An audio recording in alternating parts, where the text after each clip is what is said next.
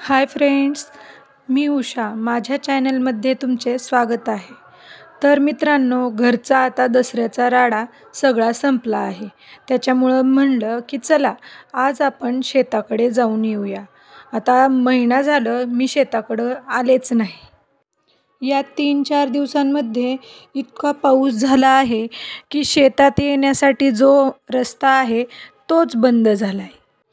पण दुसऱ्या रस्त्याने कसं तरी आम्ही शेतापर्यंत येऊन पोहोचलोय.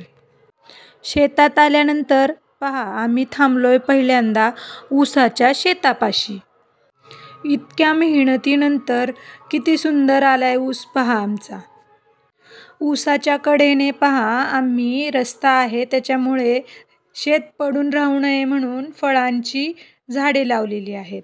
त्याच्यामध्ये आम्ही चिक्कू, नारळ आणि आंबा अशी झाडे लावली होती.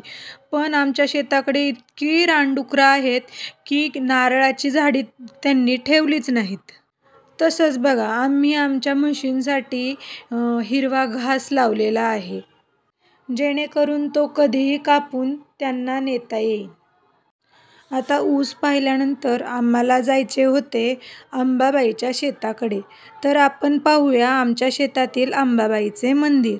तर पहा, ही आहे अंबाबाईच्या मंदिरातील मूर्ती आणि आज इथे सुद्धा घट घातलेला आहे. तिथले दर्शन घेऊन आम्ही दोघे आता आमच्या सोयाबीनच्या शेताकडे निघालेलो आहोत. 70% सोयाबीन आमची काढायला आलेली आहे. पण हा जर पाऊस थांबला नाही तर आमची खूपच फजिती होणार आहे. शेतात इतके पाणी साचले होते सोयाबीनमध्ये की चलताना सुद्धा त्रास होत होता.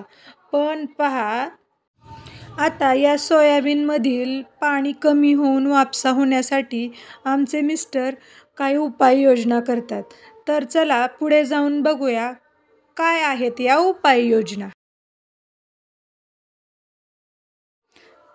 चला मित्रांनो, तर आता आलो आहोत आपण आमच्या विहिरीजवळ. तर हे आहे आमच्या विहिरीजवळील मित्रांनो, आणखीन सुद्धा आभाळ भरूनच आलेले आहे. तरी पण म्हणलं चला आपण एकदा सगळीकडे पाहणी करूया. चला आपण पाहूया आमची विहीर. तर मित्रांनो, विहिरीतील एवढा पाऊस असताना सुद्धा पाणी खाली गेले आहे. याचं कारण म्हणजे मी तुम्हाला सांगणार आहे आमच्या मिस्टरांनी केलेली एक उपाययोजना. तर चला बघूयात त्यांनी काय केले आहे.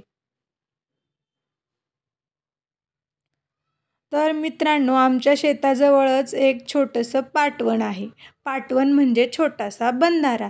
तर विहिरीतील पाणी आम्ही काय करतो, जास्त पाऊस झाल्यानंतर शेतात वापसा होण्यासाठी हे पाणी ह्या पाटवणात सोडून देतो.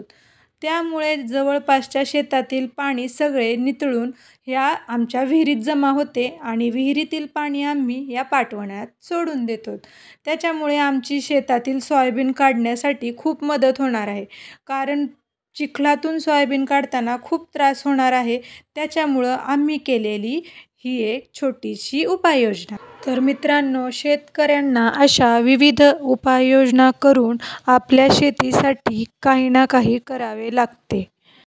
तर मित्रांनो, तुम्हाला आमचे शेत कसे वाटले हे मला कमेंट्समध्ये नक्की सांगा आणि माझ्या चॅनलला लाईक, शेअर आणि सबस्क्राईब करायला विसरू नका. असेच विविध व्हिडिओ पाहण्यासाठी बेल आयकॉनला टच करा.